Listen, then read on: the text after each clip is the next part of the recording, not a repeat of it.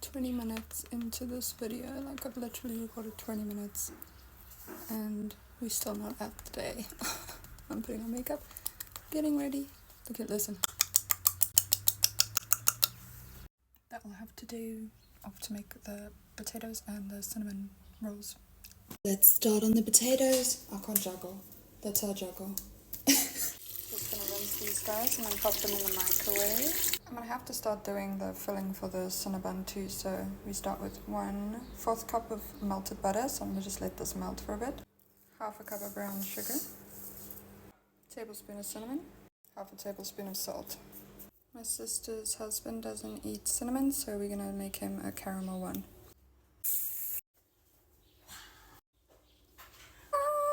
Super stressful to make savory and sweet at the same time. Gonna add some cheese to each of them.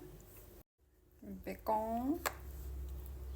Cleaned and sanitized to roll out these cinnamon rolls. She's risen.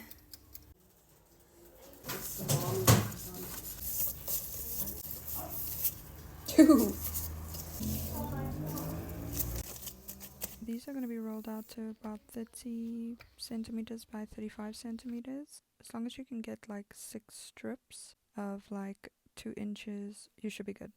Once you have your rectangle rolled out, then you can go ahead and spread your filling of choice. So I did the cinnamon, the normal one, and then I also did a caramel one. I think both were a hit. I only tasted the cinnamon. Drenching them in heavy cream before you pop them in the oven is essential. I think everyone enjoyed everything, and there's the siblings. My sister made this really nice salad, and her husband made enchiladas. It was so good. Cinnamon roll toppings, I did a cream cheese frosting for the one, and then the other one I did a caramel frosting. Everything worked out really, really nice, and I think everyone had a good time.